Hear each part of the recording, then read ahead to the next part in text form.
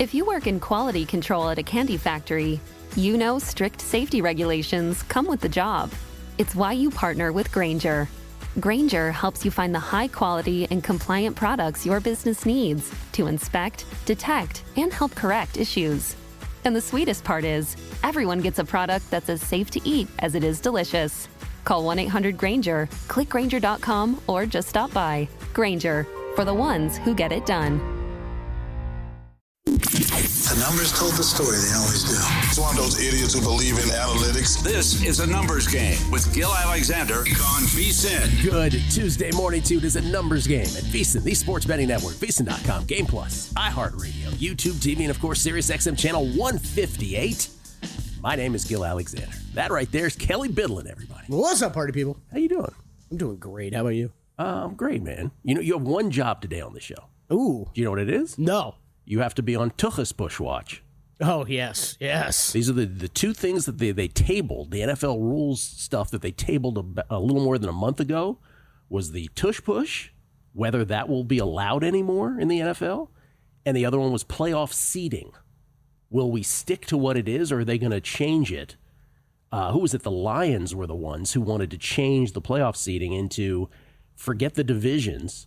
Forget the automatic of, a division winner being slotted in no matter how bad you are as at the lowest, the 4 seed. You just do it by record. So there was revisions then on both of these, right? So the tush push. This is the language. This was the interesting language. So this is the Packers pushing this. Yeah.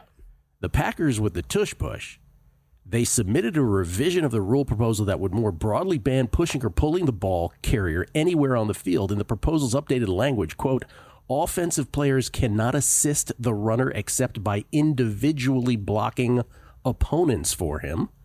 And they also eliminated the phrase immediately at the snap in the updated language so that you could, in other words, it applies to the entire play. It expands it more, yeah. And they think that by changing those two things, they will get the necessary votes for this to be banned. So then also didn't I see a revision on even the higher seed? They're not going to use it for the wild card round. They would use it for the divisional round. I believe I saw that as well. Oh, I did not see that. Yeah. I don't think that one's going through. I could be very wrong, but I don't think that one's. First of all, I hope that one's not going. Me too. through. I know you and I are on the same page about this. I actually feel like I've got strong opinions on all of these. Like that one, So it's sorry if your division stinks. You should still get something for winning it. I believe in that, and however the playoffs shake out, they shake out. Also, why would AFC South teams ever vote to change that? They would never want that because they're like, we kind of suck. Always, yeah. No, you're totally right. Why would you ever want to do that? They might not say those words out loud. Yeah. Tush push. You know what? I will give them this, Gill. If you want to reevaluate this in 10 years. Fine. This feels like way too short of a sample size and one team doing it way too well for us to have this kind of reaction to try to get it out of the game completely. By the way, it's actually, when they go into the stats, it's actually two teams that do it very well. Yeah, Bills too, right? Bills do it very well too. The Bills just don't get nearly the publicity because the Eagles were the originators and perfecters of this thing. There's one other NFL thing that I've kind of got thoughts on, that this whole Olympics flag football thing. I think it's going to be really cool. It's going to be really cool to watch if NFL players are playing at flag football in the Olympics. But, oh, boy, how much regret is there going to be as soon as we get the first major injury that happens? What was my man's name for the New England Patriots back in the day? Remember in Hawaii in the sand? Oh, yeah. That stupid thing. Yeah, playing flag football in the sand. Yeah. Robert Edwards. I don't remember who it was. Robert Edwards was his name, I believe. Maybe. I don't remember. Anyway, it's like careers can end, Right, exactly. The first time we see an ACL blown or something in the Olympics, we're going to be like, I don't know about this. If you're a fan of your team, you're praying no one plays in this. Yes. All right, so we're on Tush Push Watch this morning. I thought the language change the Packers were going to make were to change it to Tuchus Push, which would really put it over the top, but apparently not. Mark Borchard on baseball coming up. We'll talk conference finals in the NBA. Jake Hahn with the NHL semis, if you will, otherwise known as the conference semis there as well in the Stanley Cup playoffs. We'll talk with Jake about that. That begins tonight. Drew Dinsick, hour number 2. NBA playoffs, and anything he has to say about Hamburg or Strasbourg or any of the clay court tournaments going on this week. Obviously, the French Open beginning at the end of this week. So Sunday night stateside, Monday morning in Paris. That's when the French Open, the second tennis major, will begin. We'll see if Drew has any thoughts on that. Same goes with Ben Wilson. Any thoughts on the French? And Ben Wilson covers college baseball. When I say covers, he does play-by-play for college baseball all the time. When we walked in here this morning, we saw tennis from Europe on the screens here at Circa, and the other thing we're seeing is college baseball. Yeah, this is conference tournaments, man. Tuesday morning, bright and early on the East Coast, and they're playing games. Yeah. So Ben Wilson with all his thoughts, get a little future play from him or two as we approach Omaha, as we approach the College World Series here in a few weeks' time. By the way, speaking of the NFL, I went down because there was no basketball or hockey last night. That was the first again. How was the first night and how long? In a month. In a month where we didn't have any hockey or basketball. So it was just a baseball strong night, and even baseball wasn't a full slate. So I went down the Warren Sharp NFL schedule rabbit hole a little bit last night. We love Warren. Maybe we'll have Warren on later on this week on the show. Warren has a cottage industry of breaking down NFL schedules, and I don't know if he's nearly the better that we are. Right, we're much more immersed in betting than he is. He's more of just a broader football guy. I think he dabbles in it. But he really should be like, this is his main gig at this point, is like sort of an ombudsman for the NFL schedule, like just making sure the NFL is on its P's and Q's. So I just want to go through a few things from him, and sort of like put it in a betting or non-betting context. So let's take the Cincinnati Bengals, for instance. This is Warren Sharp on the schedule. Third straight year, the Bengals are playing Baltimore on a short week on a Thursday night at Baltimore. Third straight year. It's only the fourth time in history this has ever happened to any team playing another team that they've played third time short week on a Thursday night. By the way, the Bengals lost the last two straight up to the Ravens. Last 20 years, the Ravens hosting Thursday games are 9-0 straight up. By the way, they're 2-6 on the road. Bengals 7-2 at home. They're 2-6 on the road when they play short week Thursday night football games on the road or at home, but short week being the point. The Bengals have only hosted the Ravens once in that span in the last 20 years, once on a Thursday since 2006. So this is what he's trying to get at here, is the imbalance of making Cincinnati have to do this for a third straight year. This rarely happens, and the Ravens get the best of it again. Now, here's the thing. From a betting standpoint, that's it's a fascinating fact to know. This was the whole time I was going through his stuff. I was thinking to myself, okay, is this actionable information?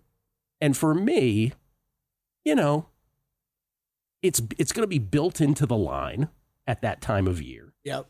And a lot of his stuff is good, I think, from a betting standpoint, from a season-long standpoint. It's like a tool in your toolbox of, if I'm thinking about betting the Bengals season win total over or under, or the Ravens season win total or over or under, this is just one bullet point to keep in mind kind of thing.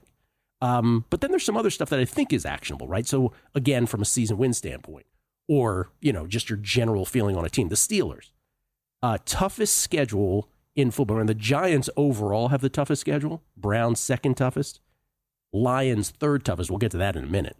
But the Steelers have the number one toughest schedule of opponents per Warren, week 7 on.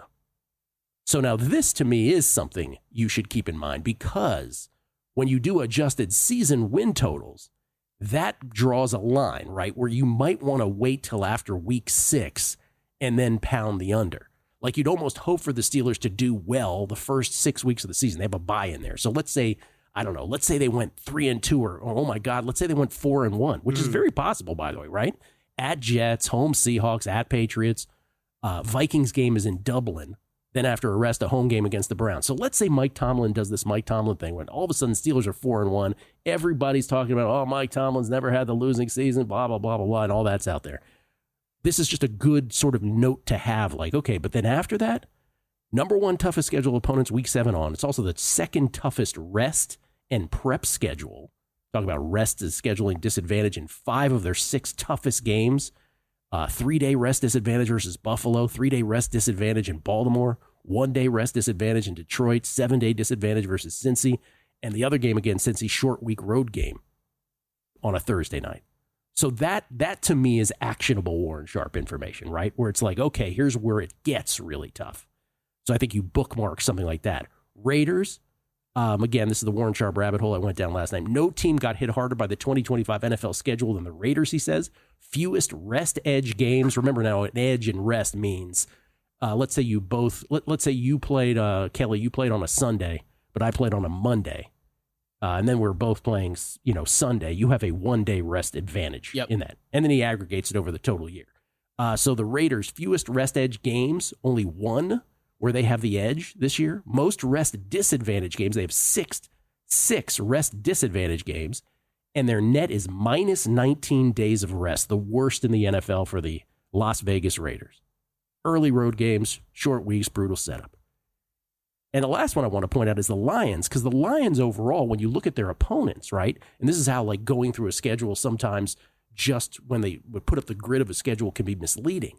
So when you look at the Lions schedule, look at those opponents. I mean, that's the third hardest schedule in the NFL. They play a brutal first place schedule. But as Warren points out, and I think this is actionable just from a season long standpoint, before you're ready to fade the Lions win total, right, to go under on something like that, he points out that the Lions play teams coming off Monday Night Football. Guess how many times, Kelley? 5 times. That's pretty crazy. And they have a rest advantage in 8 games, meaning almost half their schedule, they have the rest advantage in individual games. The most that he's ever seen, only one game with a rest disadvantage. So basically it's a +7 in games in terms of advantage and rest for the Lions. No other team in their division, by the way, is more than 0, more than even. They have 13 days of rest cumulative over their opponents. 5th largest rest edge in the last 25 years.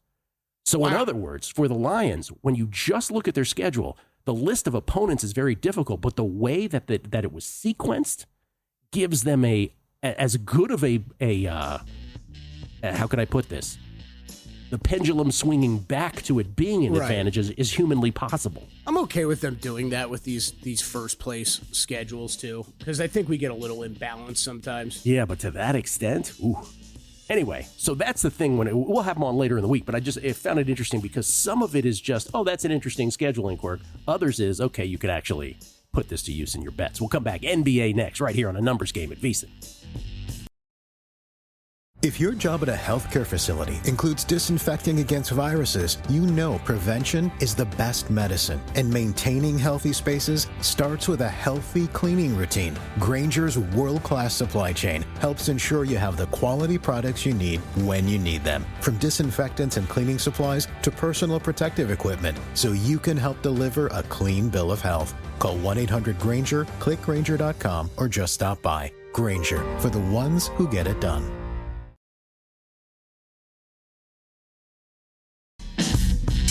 A Numbers Game on VSiN, the Sports Betting Network. Want to bet smarter? Start with smarter insights. Right now at VSiN.com, you can check out Greg Peterson's Major League Baseball picks. Hey, when are we getting Greg on the show? Let's do this. Whenever you want, Gill. Whenever I want. Whenever he wants. Remember, it's Greg's world. He's wide open now, man. Oh, just living it. He's going to bed at 8 a.m. Steve Makinen's NBA Conference Finals trends, Zach Cohen's T-Wolves Thunder Game 1 preview, and later today you can check out Jonathan Davis's NHL Conference Finals Series previews, Wes Reynolds' Charles Schwab Challenge preview, and Adam Burke's MLB Best Bets. Right now you can sign up for our annual subscription, get 14 months for only $199 with promo code PRO. Just head to VSiN.com/subscribe to sign up today. Gill Alexander. We get tweets at Beating the Book. Y'all are the best. This is from Poke Therapy, who says, I'm a day late, but Strasbourg is in Germany, not France. LOL. He's LOLing us. We're making fun of ourselves, and then he piled on with an LOL. Yeah, at least we openly asked the question yesterday. Yeah. But you did some Strasbourg research, and you found something that might little clap back at Poke Therapy. Yeah, because I thought my in-show research during that was wrong, perhaps. But no, the tennis tournament is being played. We were correct at Strasbourg, France, but there's also a Strasbourg, Germany, and a Strasbourg, Austria. Yes. Strasbourg's everywhere. So there you go, Poke Therapy. The only one we were wrong about was Switzerland. We were wondering about Switzerland. Maybe you don't know your full Strasbourg extent. I think you do. Pick 10 says the same thing I did. He said, no way AFC South vote yes on reseeding. Why would they want to give up that early slot on Saturday on Wild Card Weekend?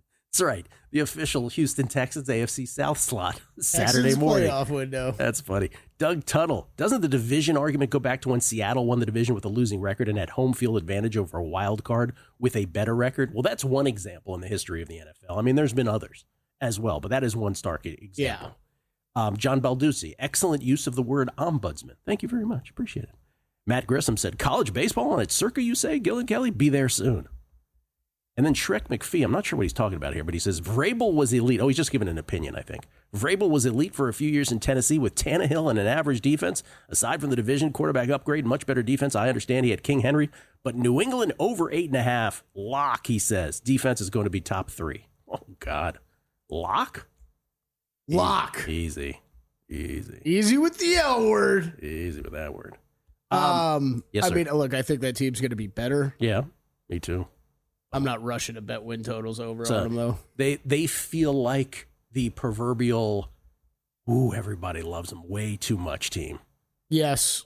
Yeah, and I think on the flip side of that, I feel like I'm still a little bit higher on the Dolphins than a lot of people are. Like, I don't think they're great, but like everybody's like rushing to fade the Dolphins this year, and I'm like, yeah, I still think there's enough talent on that team. It wouldn't shock me if Miami was still a second team in the AFC East. Now, let's talk about something that happens tonight, as opposed to the NFL. The NBA playoffs resumes after a one-day hiatus, or if the nature of the games this weekend was, if you want to include that, maybe it's a 5 or 6 day hiatus. Oklahoma City Thunder, Minnesota Timberwolves, Western Conference Finals begin tonight in OKC with the Thunder 7.5-point favorites, the total 216.5. And let it be known that around these parts, these are big games, all of these, because we have 8 picks left in the NBA playoff VSiN Killer Sports Challenge, where Steve Fezzik and our own Zach Cohen tied at the top, 19-11. Kazarian in third, and you and me and Alex Christensen a half game out of the money. That's right. So this is big. It starts tonight. Will you make a play on tonight's game, Kelley Bydlon? Yes, I will. I already have. I played Minnesota plus 7.5 in this game. I might be there with you. I like the under too. I don't know what all I'm going to use for the contest. I feel like I don't know if I want to fire 2 bullets right out of the gate. You know what I mean? But I do lean under. Both these teams have been really good defensively, and this Thunder team is just suffocating with what its defense has done. I think there are legit questions as the series goes on of from what we saw last series is, okay, it's a lot of the same questions from a season ago at times. You're getting killed on the glass. Could that happen again against Minnesota? Yeah. They cleaned it up towards the end of the series, though. Got to give Thunder credit there. But then the question of where's that secondary scoring coming from when you need it outside of SGA? And I think that's a problem that's going to continue to linger over for this team, and it's going to be interesting to see if they address it in the offseason. But both these teams, great defense throughout the playoffs so far. I do lean to the under, and I like Minnesota catching points here tonight. And it's not so much about the rest, Gill, because that game was a blowout early, right? A lot of guys were able to hit the bench. It's not like this is too much of a rest situation, but you combine that with, I think we talk so much about this young Oklahoma City team being in these big time spots. It's just a lot, I think, to switch your mindset from beating Nikola Jokic and that Denver Nuggets team in a Game 7 and getting ready to play immediately Game 1 against the Timberwolves 2 days later. So I think Minnesota, I respect Chris Finch. I think having all this time to get ready, if they're going to take one in Oklahoma City, I think it is the first game. I'm going to make a comment. I'll say agree or disagree here. Okay. Picking over under, going with a total in the contest, let alone your bets. Mm-hmm. But let's just do it through the prism of the contest. I feel like, first of all, and someone might shout back at this, well, it's all coin flips.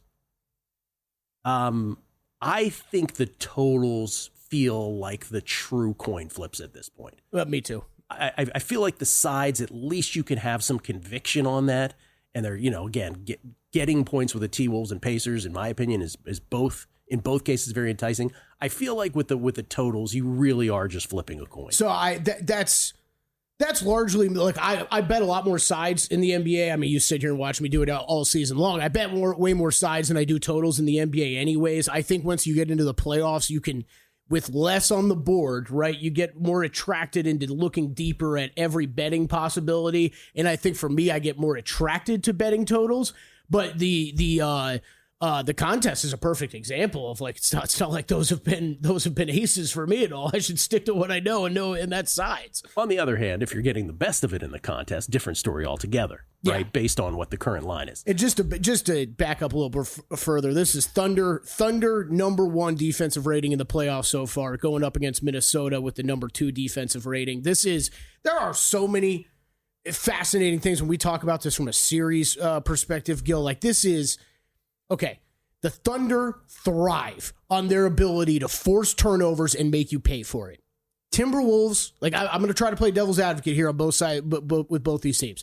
Timberwolves, they can be loose. They were 19th in regular season in turnover rate. That is not great. We've seen Anthony Edwards and Julius Randle, both in big spots, have turnover issues, and the Thunder will make you pay. That's what they did to Denver in that first half, and that game got out of control really quick. I think that's a big concern for Minnesota. On the other side, it's a lot of what we talked about with Denver heading into that series against Oklahoma City. This is a very, very good offensive rebounding team on the Minnesota side. How does Oklahoma City negate that is going to be the big question for them, and where does that secondary offensive scoring come into play? I think that's the big issue for Oklahoma City.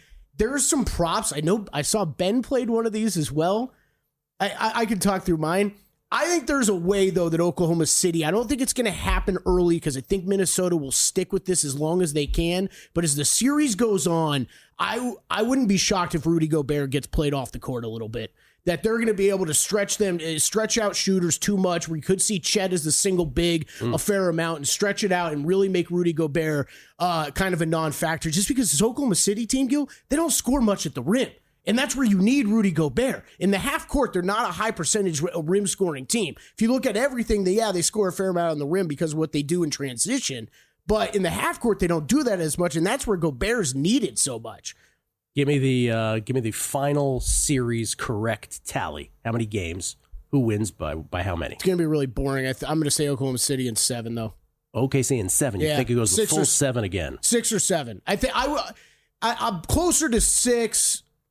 I'll say 6. I'll say Oklahoma City 6, but I'm definitely closer to 7 than I am to 5. How about the other series? Indiana and New York. Indiana and 6 for me. Indiana and 6, but that's because of just the home court coming into play, right? With game 6. That's why I'll say that. Meaning what? Meaning that just like it's more likely for them to win on home court back at home, right, in game 6. Well, obviously, but I'm just saying, like, how does that differ from your approach to the first series? No, it's just that's where I was going. That's why I went back to Oklahoma City 7, right? Yeah. That's why I started with them at 7. But I think they could make it. I think they could steal one of these early. I've got nothing in game 1 for Pacers Knicks, man. This is really, Zach and I were texting a little bit about this yesterday. A lot of this, and again, I hate to make it all through the prism of our contest, but that's what we're sort of obsessed with around these parts, is a lot of this is going to come down to, like, there's Fezzik, who's a robot, right? He's just getting the best of the number every time he's in. He'll never get the worst of the number in a contest, right? So he's the robotic player. Zach and I were talking about how, like, this is the case in all series, but it seems particularly pronounced here headed into these particular matchups, because it's really going to come down to what your pre-flop conviction is here, and then the ability for you to adapt and not hold firm to it if things go a different way. Because Zach is already saying, he's, unlike Fezzik, who's super confident, Zach's already like, my conviction is going to be the end of me because I won't be able to break out of it. Yeah. I think that's the difference between and I feel like that too, right? Like, because I'm kind of like, I like all these points with Minnesota. I like all these points with Indiana. What happens if something bucks that early? Am I going to stick with my conviction? We'll see. We'll come back. Hockey with Jake Hahn. A numbers game on VSiN, the Sports Betting Network. Edge Boost is the first ever bank account built for bettors, ensuring all gambling transactions are approved. No usage fees, no minimums. Earn cashback rewards, 100% approval for all betting deposits. Sign up today at edgeboost.bet with promo code ANG. ANG is an 8-numbers game. Deposit $25 and Edge Boost will match the deposit. That's edgeboost.bet. We get tweets at Beating the Book. Always appreciate the feedback. OPS Plus is for commies. He says, don't forget the best Strasburg, Pennsylvania. Yeah.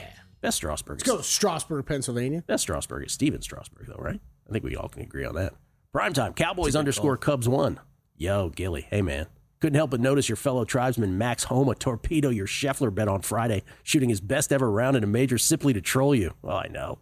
Leaflet on leaflet crime, he says. Only one thing can bring you out of this funk. Ready? Yoga pants. Oh, so many good references in there. I don't know if I realized that's who beat you on Friday. Max Homa beat me. Wow. Yeah, sure did. Las Vegas 514 says it. He goes, yo, don't forget about our Washington Nationals World Series champion pitcher, Steven Strasburg. That's right. And Dell, mind the gap radio. As a diehard Dolphins fan, Kelley is one of the few optimists. I would bet Mike McDaniel, first coach fired, he says. Quinn Ewers will start a game this season. Note, I was an in-studio guest of Mitch and Paul's and have sat in your seat in 2023. Oh, there you go. You want some street cred. You got some street cred there. And Michael Burns. Is it Jake Hahn or Jake Hahn?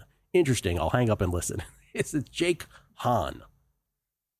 Do we do a bad job of that? Maybe maybe I don't. Hahn. Maybe my enunciation sucks. It's not Jason Kahn, producer number 7. It's a different guy, Jake Hahn. One more thing, Kelley. I don't know if you know this, but we get emails too, in addition to tweets. Are you familiar with this? Gill just checked his email for the first time in a week. Did this really just come through this morning? Just now. This is, you guys don't even know. This is one of the most miraculous things that's ever happened on this show, is that Gill checked his email during the show and is seeing one of your emails. I could have 10,000 of these. I have no idea. He's probably got 10,000 from his bosses that he hasn't seen. Richard Robinson. Yo, Gill, I heard you talking about NFL seeds. What about this crazy concept that I've been sitting on for a couple years now? Week 1 of the playoffs will be the number 2 team in each division visiting the number 1 team in each division to play for the division crown, which would make 8 true division winners advancing to the conference semis. So first you got to play your way out of the division, then go win the conference. Divisional games are the best games anyways. He says, P.S. Why is Dallas in the NFC East? This is Rich in Canada, by the way, watching on Visa. Thank you, Rich in Canada. By the way, sorry about the Leafs if you're a Leafs fan, but we'll see if he's from Toronto or not. But Dallas, first of all, that's the thing. There are established rivalries in the NFL. This is why, like, anything anti-division I can't stand, because growing up a Skins fan, those rivalries are everything. I mean, if anything, I miss the Cardinals in the division. So there is no, geographically speaking, Dallas should never be in the East. I get it, but like that rivalry is so entrenched. If you ever did something against NFL rivalries, like if you ever took them out, you're killing the sport. But as far as your, do you like that the idea? So you play a regular season, whoever finishes first and second in each division, then they play in essence a division title game. I don't hate it. I don't hate it either. I don't hate it, but also like this just goes back to my original point. To me, nothing's broken. Why are we trying to fix what's broken? I agree completely. Mark Borchard isn't broken, at least as far as we know. At BaseWinner, BaseWinner.com, courtesy of the Progressive Guest Line. Talk a little Major League Baseball with him right now. How you doing, Mark? Gill, I'm doing good. This Diamondbacks Dodgers series is, I mean, it's exciting for me. I've never been this bullish on the Diamondbacks, and I am this year. It's taken me, gosh, how long have I been doing this? Since 2008. It's taken me almost 20 years but I love this team, and I think that they're really undervalued in the market, Gill. Dodgers got swept by the Angels, then they dropped one to the Diamondbacks yesterday.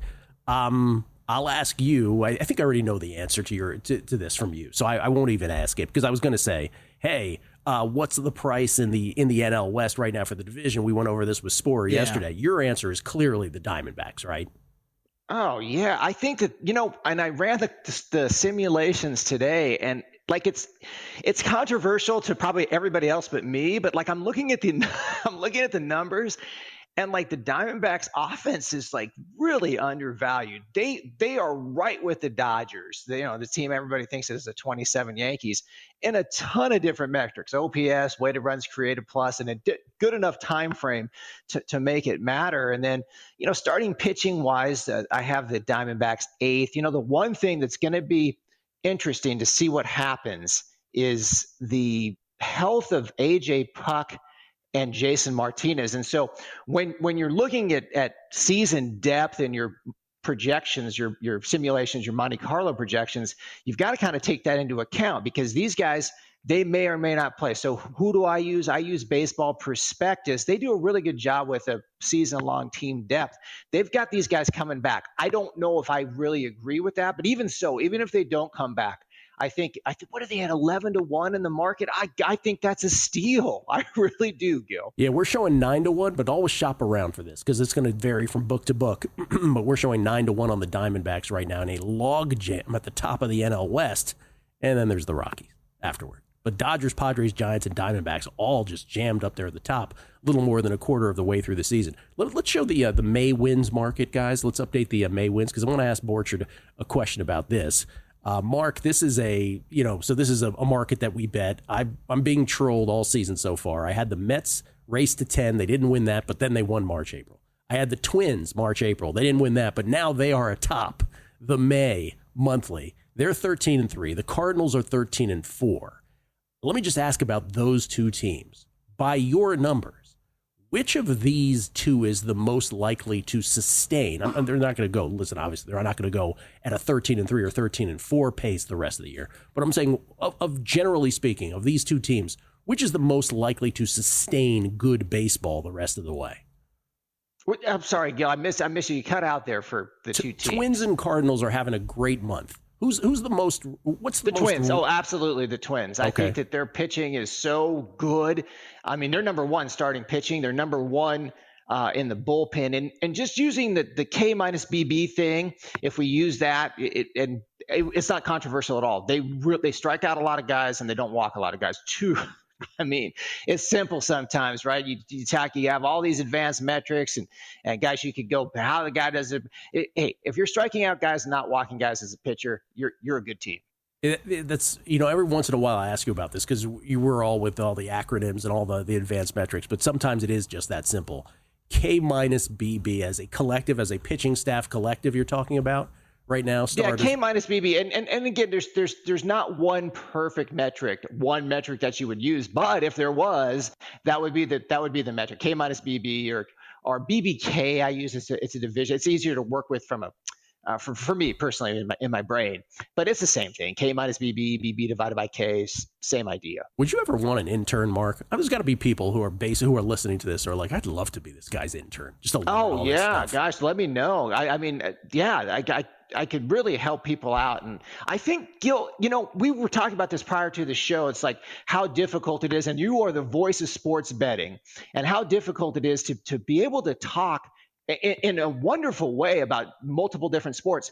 It's impossible to do one sport. And then I think like one guy could, like, if you want to be a great handicapper and well respected, take one team and just be the St. Louis Cardinals handicapper. That would I would pay good money to follow a St. Louis Cardinals handicapper as much as I do, because it's like you could spend probably 2 hours, a good 2 hours, handicapping one game on one card of MLB, Gil. It's such a great point for sports betting in general, right? Specialization. Kelley and I were talking about this also, which is, and I could just say, I'll speak for myself. I used to bet like all these casino games, right, when I was in my 20s. And then that narrowed to like, I only play craps and blackjack. And then that went away. And then all these sports I bet narrowed. And, so it narrows. I think that's probably the way it should go. And so that's even what you're talking about is a whole nother level of specialization. And I think that's a good example, Gil. Like, look at, you are the hardcore tennis specialist. If I want to bet a hardcore tennis match, who am I going to go to? I'm going to go to you. And so I think I just think it makes it easier. And if we can respect other people in our industry, like, gosh, I wish I had like a totals expert, but let me know who that is, right? What'd you land on today, Mark? Speaking of the Diamondbacks, I like the Diamondbacks.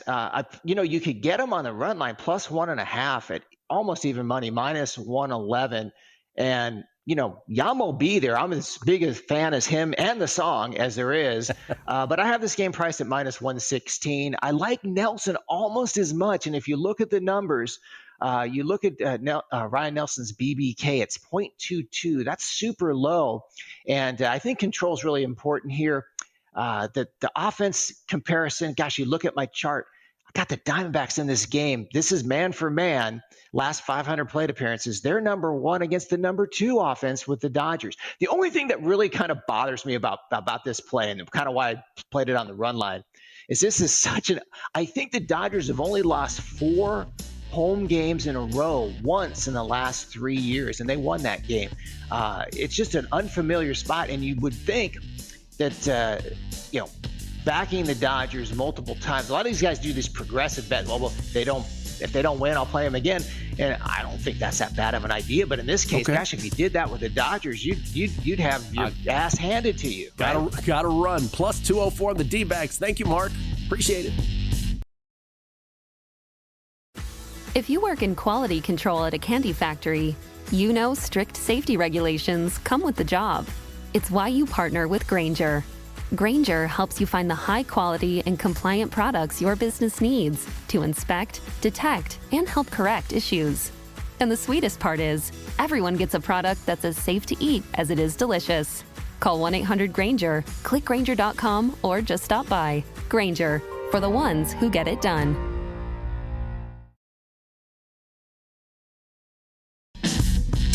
A numbers game on VSiN, the Sports Betting Network. Betting on sports? Why not try the races? First Bet lets you wager on hundreds of horse races every day from top tracks across the U.S. and around the world. Sign up at firstbet.com. Firstbet.com. That's the number one, stbet.com. Use promo code VSiN200 to claim a 20% rebate for your first 60 days up to $200. Head to firstbet.com today. We didn't make enough of the Preakness. That was just awesome. It's rare that a horse race, for me anyway, I know a lot of people get charged up by horse racing, but it is rare for one of those to just like sort of stick in your head. But that was incredible how journalism ran down Gosker, the number 9 horse, down the stretch, bumping like you're like, oh my God, it's never going to get out of this scrum of horses, and then it did, and it just flew down the stretch.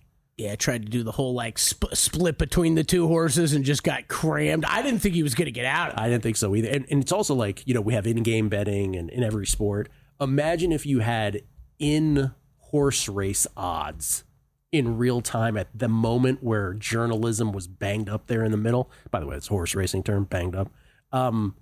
It would have been like plus big time at that point. I'm just thinking about the hilarious idea of that, of being able to process numbers that quickly, right? It's like it's a 90-second horse race, and the notion that a sports book wouldn't spin you. Sorry, the race is over. Like, that's one where we talk about like making sure like you're at commercial, you know when there's a break in the action. Like you could only do that if you were at the track somehow, right? Like it'd be like sitting at the window, like watching and talking to the guy taking bets. They would spin you to the Belmont. We get tweets of Biddy the Book. I just want to read this one before Jake. Tailgate Sports. ESPN Bet has total games played in the NBA Conference Finals over 11.5 minus 105. Bet. That's a bet over for That's me. what he's saying. Yeah. Feels like a pretty decent look if you're able to bet more than $10 on ESPN Bet. Well, there's that. Tailgate Sports can't help you with that. I haven't seen. That's a great prop. I haven't seen that posted anywhere else. All right, so what you're saying is that both series, though, I mean, in other words, it's either a sweep or 7, or both go. Here's the thing: both have to go. One goes 5 and 7, so it goes 5-7 or 6-6. Right. I don't think it's as big of a lock as you think. I mean, 5-6 is very possible. It's very possible. Yeah, it's possible. But minus 105, man. For me, it would still be a small bet. Still be a small bet. Yeah, because I have a bet on the over on the Thunder Wolves series, and I definitely lean that way for Pacers Knicks. Let's talk some hockey, shall we? Jake Hahn joins us. Jake Space Hahn. That was my slap shot, Gill. Was that what it was? Slap that does shot. not look very good. It's not very athletic. Jake Hahn joins us now. You can follow him on Twitter at jhahn4, JHAHN4, by the way, on the old Twitter machine. And, of course, he's the co-host of The Point, the fantasy hockey show on SiriusXM NHL. Joins us now, courtesy of the Progressive Guest Line. What's happening, Jake? What's up, boys? Conference final time, obviously in the NBA and in the NHL. Just heard you guys talking before you brought me on. The NBA's got all the fresh blood, all these teams that either haven't won a championship ever, or the Knicks who haven't won since, the 70s. NHL, it's kind of same old. It's the teams that have been there before. Now, championship-wise, we have some teams working on some drought. So we could see teams win the Stanley Cup for the first time in a while. But in terms of being in conference finals, Edmonton's been here before. Dallas has been here before. Carolina, we know Florida has. So all 4 teams with experience in this situation coming up this week. Well, before we talk about those droughts, can we talk about the biggest drought of them all? And I know we're a day removed here from the aftermath of the Leafs getting knocked out of this Stanley Cup playoffs. But you're in Toronto, and a lot of folks on Game Plus listening to us up in Toronto.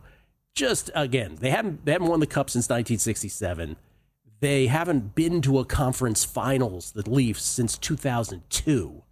They were up 2-0 in this series against Florida, and they were up in Game 3, 3-1, and they gacked it.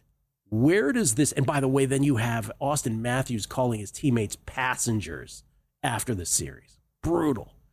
Where does this rank, Jake? Like in terms of disappointments of Leafs seasons gone by, how high up is this one? I think for me, and there's a lot to pick from, Gill. You could honestly make a good top 5 list just from this version of the team, the Austin Matthews team, since he got drafted first overall. You could rank them, and everyone's free to their own opinion. And I wouldn't be surprised I wouldn't fault anybody for ranking this number 1, just because you had a chance. You just laid it out perfectly. Up 2-0 in the series, up in that Game 3, and that's where there was kind of a turning point. Then they answer in Game 6. They actually play a perfect road game in Game 6, force it to 7.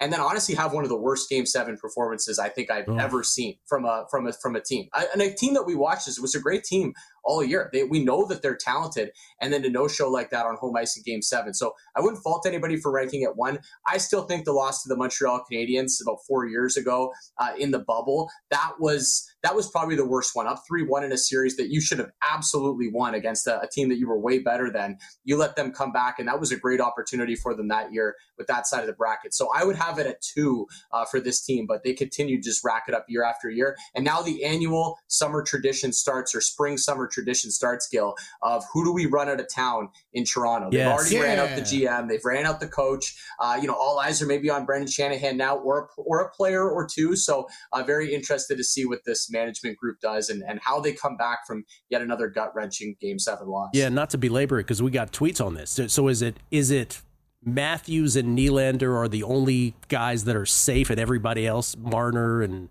Domi and everybody else is fair game at this point to be run out of town? Well, they've committed to Matthews. They've committed to Nylander. Nylander's going to be there for a long time. Now that's you can move players if you want, and these are contracts. These are very talented players that teams would certainly still line up for, that are in the primes of their career. So they could do whatever they wanted with this roster. But I think Matthews is safe. I think Nylander is safe, and Mitch Marner has been an unrestricted free agent all season. And we rarely see a player like this that can put up 100 points in the regular season, that's near the league lead in scoring every single season. Those guys don't get to market. They just don't. You either make a move, you trade them if you're heading towards a rebuild, or you find a way to sign them. And the fact that there's been no pen to paper and there's already been angst between the fan base and Mitch Marner, I think he's the odd man out here. Probably some other changes in the roster as well, but it does sound like his days in Toronto seem to be over by all accounts. Man, I felt for everybody, all our listeners and all our friends in Toronto. I felt for them. All right, let's go to the conference finals now, East and West. And this Panthers-Hurricanes, we say that in tribute to Andy McNeil, who used to pronounce it Hurricanes for us. Panthers-Hurricanes series is sort of like the Knights-Oilers series was, which is to say that the team without the home ice is the series favorite, but they will be slight dogs in the 4 road games. So you have the Panthers as a -131 series favorite, but game number 1, the Hurricanes are -126 favorites. How do you see this game and this series? Well, and we've actually seen a lot of that over the last couple of rounds, Gill. You go back to the second round, a lot of the teams that didn't have home ice advantage were actually priced as the favorite. And in one case, the Carolina Hurricanes, massive favorite over the Washington Capitals. And it looked like a massive favorite. They beat them quite easily. So I think the knock against the Canes, if there is one, it's hard to knock a team that's only lost 1 game in regulation to get here, is they haven't maybe been tested like some of these other teams. And they've had a bit of a weaker side of the bracket, I think you could argue. And we knew that going in. The Metro was going to be very gettable. And the Atlantic has dominated the Eastern Conference going back 6-7 years now. It's been very hard for any Metro team to even make a cup final. So I got to side with the Panthers here. I just can't bet against this team right now. They seem comfortable playing in any situation, no matter what it is, Game 7, whatever it might be. They just seem to handle the pressure better than any other team. So I'm going Florida. And I think the way to play this, Gill, you mentioned how they're a slight underdog in this first game on the road. I like playing them on the money line in Game 1. Maybe a half unit play, however you want to shake it out. If they lose the game, I think then you bet them at a better series price in that game. And I think that's the way I want to play this. Instead of laying the -125 to start, just hit them Game 1, get a little bit of plus money, and kind of see where the series price goes from there. But I have confidence when it's all said and done that I think Florida's going to be back in the Cup final. Similarly, out west, Dallas, a minus 130 favorite in game one. But if you look at the series price, it is the Oilers that are a tick of a favorite. I'm seeing minus 118 as a series favorite here. How do you play this series?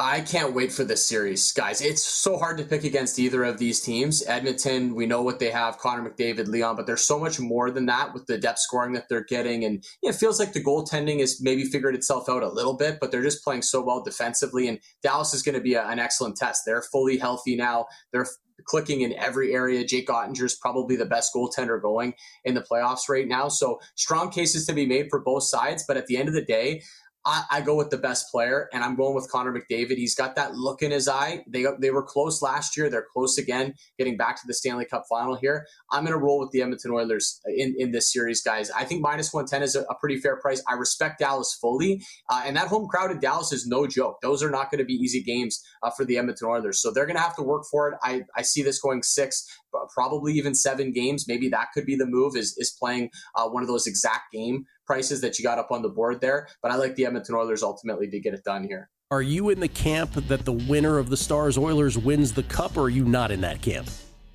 That's where I'm leaning, but it would be hard to pick against Florida in any series if it is indeed Florida. I think if Carolina gets through, I'd have maybe an easier time picking against them. But yeah, I think Stars, Oilers, whoever wins that would be my Cup pick as well. Yes or no? If you're a Stars conviction, do you have any Conn Smythe Ottinger bets that you would make? Yes?